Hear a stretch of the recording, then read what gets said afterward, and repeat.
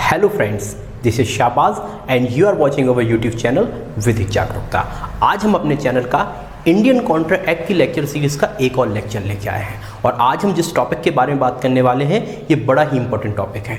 ये pre, mains और interview तीनों जगह ये टॉपिक बहुत पूछा जाता है और ये बहुत कंफ्यूजिंग टॉपिक है। तो चलिए आज हम जिस टॉपिक के बारे में बात करते हैं तो सबसे पहले हम देखते हैं आज का टॉपिक होने वाला है कॉन्ट्रैक्ट विथ माइनर। माइनर के साथ की गई संविदा, अवयस्क के साथ की गई संविदा और इसका इफेक्ट, इसका प्रभाव, इन चीजों के बारे में आज हम इस वीडियो में बात करने वाले हैं। तो प्रीवियस वीडियो में हमने बात की थी कि कौन से एग्रीमेंट कॉन्ट्रैक्ट में कन्वर्ट होते हैं। तो वहां पे हमने बताया था सेक्शन 10 बोलती है कि कुछ एग्रीमेंट कॉन्ट्रैक्ट में कन्वर्ट होते हैं, उसमें मुख्यतः 5 चीजों की जरूरत होती है। तो सेक्शन 10 की बात को आगे बढ़ाते हैं, ये सेक्शन 10 से ही लिखला है। तो सेक्शन 10 कह रही थी जो एग्रीमेंट एनफोर्सेबल होंगे, कौन से एग्रीमेंट एनफोर्सेबल होंगे, जो कॉन्ट्रैक्ट बनेंगे, वो बोलता था उसके लिए एक आपकी शर्त होनी चाहिए, पार्टी कंपिटेंट होनी चाहिए, मतलब जो पक्षकार होने चाहिए वो सक्षम होने चाहिए। अब सक्षम पक्षकार में बहुत सारी चीजें बताई गई थी, 2-3 चीजें बताई गई थी। साउंड माइंड का होना चाहिए, उसमें बताया गया था मेजर होना चाहिए, उसमें बताया गया था कि वो डिस्क्वालीफाइड नहीं होना चाहिए लॉ द्वारा। तो उसमें से एक था कि वो कैसा होना चाहिए, कंपिटेंट होनी चाहिए पार्टी। कंपिटेंट पार्टी का मतलब था माइनर नहीं होना चाहिए, वो व्यक्ति मेजर होना चाहिए। पार्टी कैसी होनी चाहिए, मेजर। मेजर मतलब वयस्क, जिसने वयस्कता की उम्र प्राप्त कर ली हो, मेजोरिटी की एज। अब वयस्कता की उम्र क्या है, तो सेक्शन 10 में कहीं नहीं बताया गया कि वयस्कता की उम्र क्या है। तो वो केसेस के थ्रू बताया गया है कि कहा गया है कि जिस कंट्री में आप रहते हो उस कंट्री का आपका लॉ एप्लीकेबल होगा। तो हम इंडिया में रहते हैं, इंडिया में जो एज बताई गई है वो है इंडियन मेजोरिटी एक्ट 1875 की सेक्शन 3। भारतीय वयस्कता अधिनियम 1875 की सेक्शन 3 कहती है जिस व्यक्ति ने भारत में 18 वर्ष की आयु प्राप्त की है तो जनरली वो क्या माना जाएगा, मेजर माना जाएगा। लेकिन कभी कभार उसकी प्रॉपर्टी कहाँ होती है, कोर्ट के पास रखी जाती है, गार्जियन वगैरह को नियुक्त करके उस कंडीशन में उसकी उम्र 21 वर्ष हो जाती है। तो ये अपन नॉर्मली मानिए 18 वर्ष में व्यक्ति मेजर हो जाता है। और अगर कोई व्यक्ति 18 से कम है means it is he is a minor, वो माइनर है।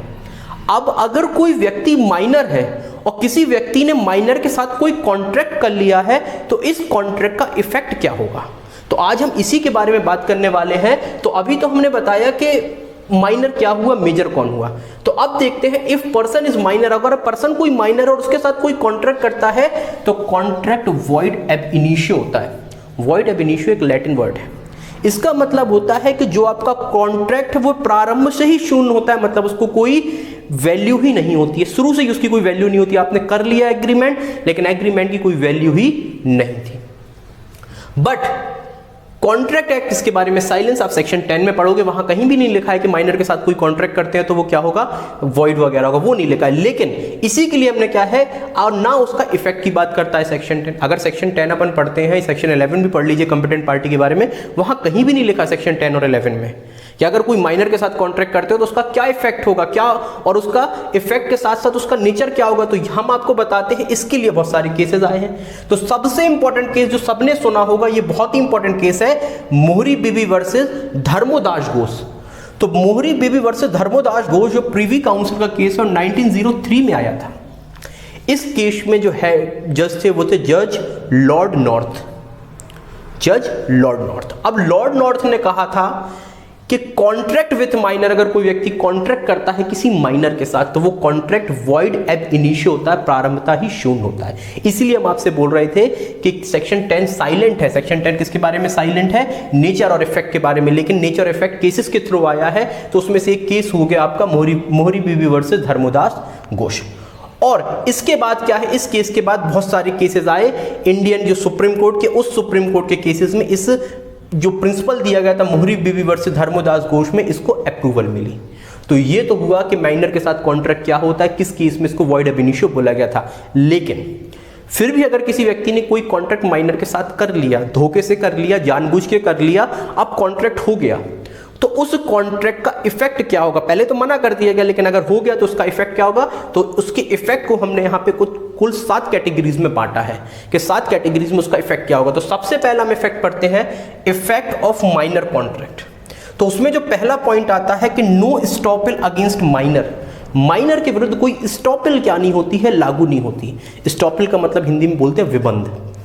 अब बहुत से लोग सोच रहे होंगे ये विबंध क्या होता है। तो विबंध क्या होता है, ये एक एविडेंस का रूल है और सेक्शन 115 से 117 में बताया गया। एस्टॉपल होता है कि अगर किसी व्यक्ति ने कोई बात कह दी है तो फिर अगर उसको लेकर किसी व्यक्ति ने अपनी कोई स्थिति में चेंज कर लिया है तो बाद में उस व्यक्ति को उसकी बात से मुकरने नहीं दिया जाता, इसके ऊपर स्टॉपल एप्लीकेबल हो जाता है। तो स्टॉपल एक नियम है। तो बोलता है कि नो स्टॉपल, हम आपसे कुछ बोलते हैं कॉन्ट्रैक्ट में, आपने हमसे बोला तो हमें अपनी बात पे स्थिर रहना पड़ेगा, आपको अपनी बात पे स्थिर रहना पड़ेगा। और अगर हम अपनी बात पे स्थिर नहीं है, आप अपनी बात पे स्थिर नहीं हो, तो हमारे ऊपर स्टॉपल एप्लीकेबल हो जाएगा और लॉ कहेगा कि आपको उस पर कायम रहना पड़ेगा, क्योंकि आपकी वजह से पार्टी ने अपनी, सामने वाले पक्षकार ने अपनी जो पोजीशन थी उसको चेंज कर लिया। लेकिन किसी भी माइनर के विरुद्ध क्या होता है, स्टॉपल एप्लीकेबल नहीं होता। There is no estoppel against a statute. कोई स्टैट्यूट के विरुद्ध क्यों नहीं होता, क्योंकि स्टैट्यूट क्या है कि माइनर के साथ किया गया कॉन्ट्रैक्ट वॉइड है, क्योंकि वो इनकेपेबल है। तो उसके साथ आप क्या नहीं लागू करोगे, उसके साथ आप स्टॉपल एप्लीकेबल नहीं करोगे विबंध को। दूसरा, इफ माइनर लाइज, अगर माइनर ने झूठ बोला, एग्जाम्पल के तौर पर अगर माइनर झूठ बोलता है अपनी एज के बारे में और कोई कॉन्ट्रैक्ट कर लेता है, एक माइनर है वो बोलता है कि मैं मेजर हूं और किसी व्यक्ति से कॉन्ट्रैक्ट करता है और देन वो क्या बाद में अपनी रियल एज बचाता है, तो वो क्या कॉन्ट्रैक्ट से डिस्चार्ज हो जाएगा। तो ये सेक्शन ये बोलता है कि हाँ वो डिस्चार्ज हो जाएगा। अगर देखिए, अगर उसके विरुद्ध स्टॉपल एप्लीकेबल कर देते तो फिर उसकी लाइबिलिटी बनती है और उसको उसकी बात से मुकरने नहीं दिया जाता। जैसे हमने आपसे बोला कि मैं माइनर हूं, मैंने आपके साथ कोई कॉन्ट्रैक्ट कर लिया और बाद में हमने आपको बताया कि मैं मेजर नहीं हूं, मैंने पहले आपसे बोला था मैं मेजर हूं और आपके साथ कॉन्ट्रैक्ट कर लिया, बाद में मैं बोल रहा हूं कि नहीं मैं मेजर नहीं हूं, मैं माइनर हूं। तो अब वैसे अगर कंडीशन ये वाली एप्लीकेबल, ये प्रिंसिपल एप्लीकेबल नहीं होता तो हमें अपनी बात पे क्या होना पड़ता, स्थिर होना पड़ता और हमें हमारे ऊपर जो भी लाइबिलिटीज बनती है हमें उस लाइबिलिटीज को निभाना पड़ता। लेकिन जब स्टॉपल एप्लीकेबल नहीं हो रहा तो ये बोलता है कि वो क्या हो जाएगा, कॉन्ट्रैक्ट से डिस्चार्ज हो जाएगा। Even a minor found fraud, अब अगर माइनर ने क्या किया है, कोई फ्रॉड या मिसरिप्रेजेंटेशन किया है, ठीक है, तो स्टिल प्ली, तो भी वो क्या कर सकता है, माइनॉरिटी को अपने डिफेंस में ले सकता है। जैसे कोई माइनर ने मेजर बन के कोई कॉन्ट्रैक्ट किया, बाद में कहता है फ्रॉड हुआ, मिसरिप्रेजेंटेशन हुआ, मतलब उसने उम्र वगैरह को छुपाया और बाद में यह समझ में आता है कि ये व्यक्ति माइनर था जब इसने कॉन्ट्रैक्ट किया था, लेकिन इसने अपनी एज के बारे में झूठ बोला था, लोगों से कह रहा था ना मैं मेजर हूं, लेकिन फिर भी उसको माइनॉरिटी उसकी डिफेंस मानी जाएगी, क्योंकि कॉन्ट्रैक्ट में बोल दिया गया है कि वो उसका कॉन्ट्रैक्ट वॉइड एब इनिशियो है, उसकी कोई वैल्यू ही नहीं है। अब अगर वो एज के बारे में झूठ बोल रहा है तो भी उसके ऊपर क्या नहीं माना जाएगी, कोई उसकी लाइबिलिटी कॉन्ट्रैक्ट के अंतर्गत नहीं बनेगी। कहीं और लाइबिलिटी बनती है तो नहीं, अगर उसने आईपीसी वगैरह में आप लाइबिलिटी बना दो तो बना सकते हो, लेकिन क्योंकि अगर वो 12 साल से ऊपर है या 7 साल से ऊपर है तो वहां लाइबिलिटी बन सकती है, लेकिन कॉन्ट्रैक्ट एक्ट के अंतर्गत कोई लाइबिलिटी नहीं बनेगी। इसलिए कहा जाता है कि अगर आप किसी माइनर के साथ कॉन्ट्रैक्ट कर रहे हो या किसी भी व्यक्ति के साथ, अगर आपको किसी भी प्रकार का संदेह है कि वो माइनर है, वो साउंड माइंड है या नहीं, तो ये आपको जांच पड़ताल अच्छे से कर लेनी चाहिए, आपका भी वहां पे दायित्व बनता है। तो पहला हुआ माइनर की बात, माइनर के विरुद्ध स्टॉपल का सिद्धांत लागू नहीं होता। दूसरा बड़ा इंपॉर्टेंट टॉपिक है, वो बोलता है minor is not liable in a tort arising out of contract. अब ये क्या बात हुई कि माइनर कोई भी माइनर लाइबल नहीं होगा किसी टॉर्ट के लिए जो कॉन्ट्रैक्ट से अराइज होती है। कोई भी माइनर लाइबल नहीं होगा किसके लिए, टॉर्ट के लिए जो किसी कॉन्ट्रैक्ट से अराइज हो रही है, indirectly enforcement of minor agreement, मतलब आप किसी माइनर के एग्रीमेंट को इनडायरेक्टली एनफोर्स नहीं कर सकते। अब देखिए, कॉन्ट्रैक्ट में तो बोल दिया कि कोई भी लाइबिलिटी नहीं बनेगी। अब लेकिन एक एक्ट है टॉर्ट के अंतर्गत लाइबिलिटी बन जाती है। टॉर्ट के अंतर्गत माइनॉरिटी कोई डिफेंस नहीं होता। अब हम चाह रहे हैं कि किसी व्यक्ति ने कोई हमसे कॉन्ट्रैक्ट किया है और कॉन्ट्रैक्ट में हमें नुकसान हुआ है और हम कॉन्ट्रैक्ट की वजह से उसको ऊपर क्या लाना चाहते हैं, सूट लेना चाहते हैं, लेकिन ऐसा करने से हमें क्या मना कर रही है, उसका क्योंकि कॉन्ट्रैक्ट वॉइड एब इनिशियो में मना कर दिया गया है कि आप नहीं ला सकते कोई भी। तो हम सोच रहे हैं कि अभी आप नुकसान तो है, नुकसान को क्यों ना हम कॉन्ट्रैक्ट को हम टॉर्ट में कन्वर्ट कर दे, मतलब हम क्या कर रहे हैं, दूसरे रास्ते से कॉन्ट्रैक्ट को टॉर्ट की शक्ल दे रहे हैं, मतलब उस पर कलर कर रहे हैं टॉर्ट का, और चाह रहे हैं कि टॉर्ट के अंतर्गत हम उससे क्या ले ले, कोई ना कोई कंपनसेशन ले ले। क्यों? क्योंकि टॉर्ट के अंतर्गत लिखा है कि टॉर्ट के अंतर्गत कोई भी क्या नहीं होती है, माइनॉरिटी कोई भी डिफेंस नहीं होती है।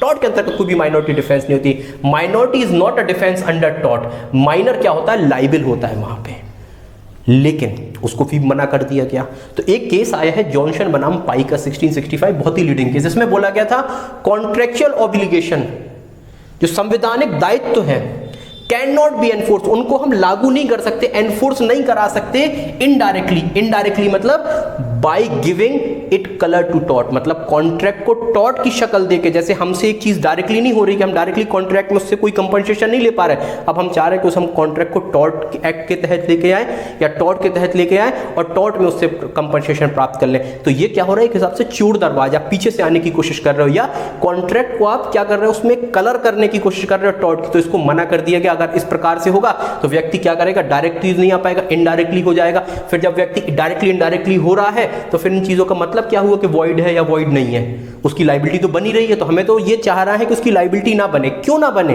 क्योंकि वो व्यक्ति जिस समय उसने कॉन्ट्रैक्ट किया था वो मेजर नहीं था। मेजर नहीं था मतलब हमने एक प्रिजम्पशन की जा रही है कि जो वो कॉन्ट्रैक्ट की लायबिलिटीज थी उन लायबिलिटीज को नहीं जानता था, और वो ये नहीं जानता था उसके ऊपर कौन कौन सी लायबिलिटीज आ सकती है, इसलिए हमने उसको मना कर दिया है।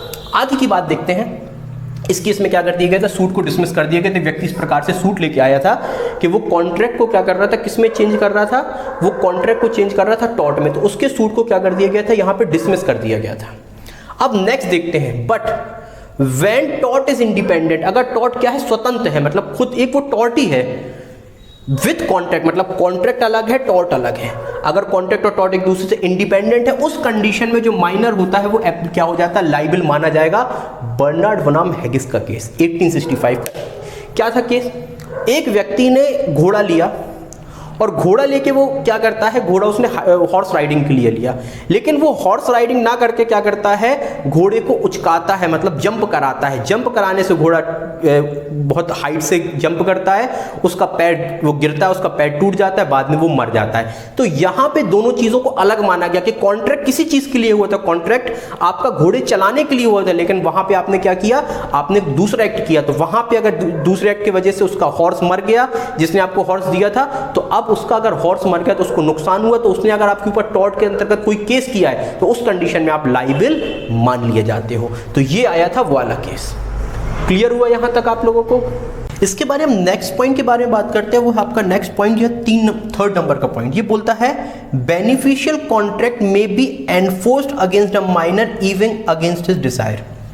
अगर कोई कॉन्ट्रैक्ट ऐसा है जो माइनर के बेनिफिट के लिए है तो उस कॉन्ट्रैक्ट को एनफोर्स कराया जाता है। अभी तो हम पढ़ रहे थे कि कोई कॉन्ट्रैक्ट माइनर के साथ होगा उसको एनफोर्स नहीं कराया जाएगा, वो वॉइड एब इनिशियो होगा। लेकिन अगर कोई ऐसा कॉन्ट्रैक्ट है जो माइनर के बेनिफिट के लिए है तो उसको अगर उसकी डिजायर ना भी हो तो भी उसको क्या किया जा सकता है, एनफोर्स कराया जा सकता है दूसरी पार्टी से। मतलब इफ एनी कॉन्ट्रैक्ट, अगर कोई कॉन्ट्रैक्ट है जो माइनर को बेनिफिट दे रही है, बेनिफिट के साथ साथ उसमें उस कॉन्ट्रैक्ट में माइनर की कोई लायबिलिटी ना बने, मतलब उसका कोई दायित्व, केवल उसको मिलना हो, अधिकार हो, केवल उसका कोई दायित्व नहीं बनता, लायबिलिटी नहीं बनता, उस कंडीशन में जब वो कॉन्ट्रैक्ट होगा मे भी एनफोर्सेबल, तो वो उस कॉन्ट्रैक्ट को क्या कराया जा सकता है, एनफोर्स वगैरह कराया जा सकता है। मॉर्गेज वगैरह के जो कॉन्ट्रैक्ट होते हैं वो इस प्रकार के कॉन्ट्रैक्ट के अंतर्गत आ जाते हैं। Next, equitable doctrine of restitution. ये बात करता है रेस्टिट्यूशन के इक्विटेबल डॉक्ट्रिन। इक्विटेबल का मतलब होता है साम्य, साम्य मतलब स्वच्छ आंसू से, और रेस्टिट्यूशन का मतलब होता है पुनर्स्थापित करना। तो साम्यपूर्ण पुनर्स्थापन का सिद्धांत की बात करता है equitable doctrine of restitution. Restitution का मतलब होता है रिस्टोर करना, मतलब दोबारा से स्टोर करना, या गिव बैक मतलब वापस करना। अब अगर माइनर ने किसी के साथ कॉन्ट्रैक्ट किया, समझो हमने आपके साथ कॉन्ट्रैक्ट किया और आप माइनर हो, उस कंडीशन में कॉन्ट्रैक्ट तो वॉइड एब इनिशियो है। लेकिन अगर हमने आपके साथ कोई कॉन्ट्रैक्ट कर लिया है और कॉन्ट्रैक्ट के तहत हमने आपको कुछ दे दिया है, तो क्या हम उसको वापस पा सकते हैं? अब आप कॉन्ट्रैक्ट तो आप कह रहे हो कि वॉइड हो गया, तो हम कह रहे हैं कि चलो भैया कॉन्ट्रैक्ट वॉइड हो गया तो ठीक है, लेकिन जो हमारा आपने फायदा प्राप्त कर लिया है वो तो वापस कर लो। तो अब देखते हैं लॉ इसके बारे में क्या बोलता है। तो लॉ इक्विटेबल का मतलब होता है स्वच्छ हाथों से, के मतलब अगर लॉ बोलता है कि अगर कोई भी व्यक्ति विधि के पास आ रहा है, कोर्ट के पास आ रहा है, तो स्वच्छ हाथों से आओ। ऐसा नहीं कि आप दूसरे का हजारों रुपए खाए बैठे और हमसे कह रहे हो कि आप हमें फायदा दिला दो या हमारे साथ न्याय करो, ये नहीं। इक्विटी भी इक्विटी की होनी चाहिए बात, मतलब स्वच्छ हाथों से। ये बेस्ड ऑन इक्विटी, इक्विटी पे है कि अगर एज है, किसी व्यक्ति ने रॉन्ग प्लीड करी तो उसको रीस्टोर या बेनिफिट, मतलब अगर किसी व्यक्ति ने किया है तो उसके बेनिफिट को रिस्टोर कराया जा सकता है। हमने आपसे कॉन्ट्रैक्ट किया, आप माइनर थे, हमने आपको कुछ चीजें दे दी, हमने आपको एक मोटरसाइकिल दे दी या कोई चीज, उस कंडीशन में हम वो चीज आपसे क्या कर सकते हैं, वापस पा सकते हैं अगर वो चीज आपके पास है। सुनिएगा, इसमें केस आता है लेस्ली लिमिटेड वर्सेस शील 1914 का। इसमें बोला गया था थिंग को रिस्टोर कराया जा सकता है अगर वो थिंग ट्रैकेबल है। ट्रैकेबल का मतलब जिन चीज़ों को जान सकते हैं, जैसे हमने आपको कॉन्ट्रैक्ट के तहत ये पेन दिया था, तो पेन एक ऐसी चीज़ है जिसको पहचाना जा सकता है। हमने आपको अपनी मोटरसाइकिल दी थी, मोटरसाइकिल ऐसी चीज़ है जिसको क्या किया जा सकता है, ट्रैक किया जा सकता है। लेकिन कुछ चीज़ होती है जिनको ट्रैक नहीं कर सकते, जैसे मनी। अब 100 रुपए का नोट है, सारे 100 रुपए के नोट तो एक जैसे होते हैं, तो उसको ट्रैक कैसे करोगे? अब कैसे जान जाओगे कि जो ये पैसा दिया गया था ये आपका पैसा था या उसका पैसा था? इस कंडीशन में अगर वो चीज़ मनी होती है तो उसको ट्रैकेबल नहीं मानते हैं और उसको रिस्टोर करने के लिए नहीं कहा जाता। लेकिन अगर कोई चीज़ ऐसी है जिसको आप पहचान सकते हो कि हाँ यही चीज़ हमारी है, तो उस चीज को वापस करने के लिए आपसे कहा जा सकता है रिस्टोर के लिए, ये इक्विटी है। लेकिन अगर पैसा है तो पैसा अगर खर्च वगैरह हो गया तो फिर आप उसको लाइबिलिटी नहीं बनाओगे माइनर की कि अगर तुमने खर्च कर दिया तो तुम दे दो, गलती क्योंकि आपकी भी है वहां। तो बोलता है thing restore if trackable, money not trackable, money trackable नहीं है इफ परमिटेड। अगर मनी को हम ट्रैकेबल कर दें, हाँ कि अगर हम मनी को बोल दे कि अरे मनी भी रिस्टोर करो, तो फिर तो क्या हो जाएगा, हम उसको क्या कर रहे हैं, कॉन्ट्रैक्ट को टॉर्ट की शक्ल दे रहे हैं। फिर तो यही वाला आपका नियम लागू हो जाएगा कि आप एक कोई माइनर के साथ कॉन्ट्रैक्ट कर दो, फिर बाद में आपने बोल दिया कि भाई हमारी चीजें वापस करो, फिर मतलब क्या हुआ, फिर कॉन्ट्रैक्ट वो वॉइड क्या हो रहा?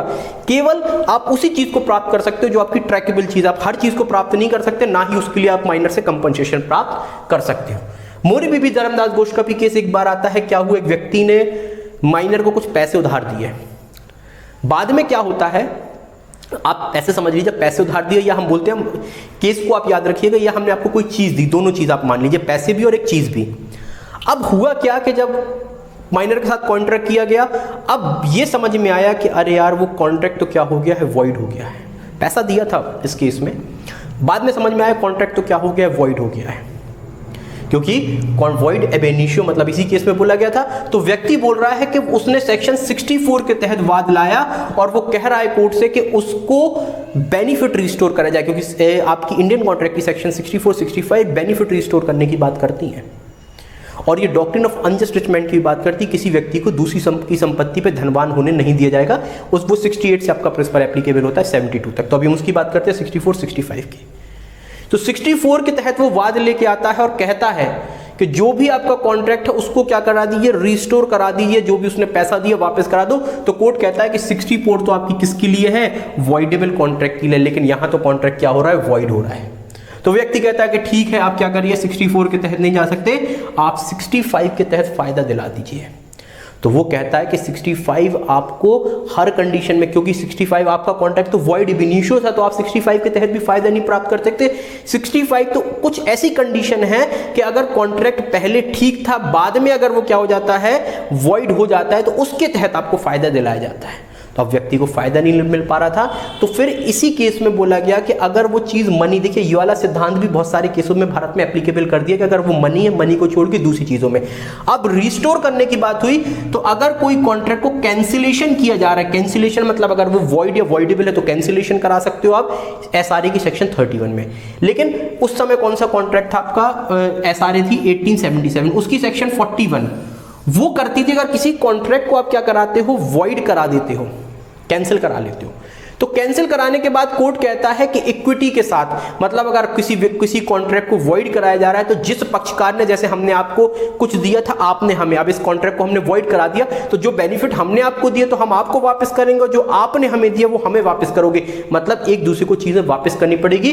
तो इंडिया में अब ये नियम एप्लीकेबल है कि अगर कोई कॉन्ट्रैक्ट जो माइनर के साथ किया गया था उसको वॉइड करा रहे हो, और अगर वो चीज मनी नहीं है, ट्रैकेबल है, अगर आपको वो प्राप्त करनी है, तो आप इंडियन कॉन्ट्रैक्ट की सेक्शन 64, 65 से तो उसको प्राप्त नहीं कर सकते, लेकिन प्राप्त करने के लिए आप एसआरए की सेक्शन 33 पे जा सकते हो। कैंसिल कराओगे एसआरए की सेक्शन 31 में, देखिए ये थोड़ा अलग एक्ट की बात कर रहा है, अब ये कौन सा 1963 का एक्ट है, ठीक है। तो कहां पे कैंसिल कराओगे, 31 में कैंसिल कराते हो, 33 में क्या कर सकते हैं, इक्विटी के आधार पे हम क्या कर सकते हैं, बेनिफिट रिस्टोर करने के लिए वाद ला सकते हैं। इसके बाद नेक्स्ट पॉइंट है रेटिफिकेशन ऑफ माइनर कॉन्ट्रैक्ट, अनुसमर्थन।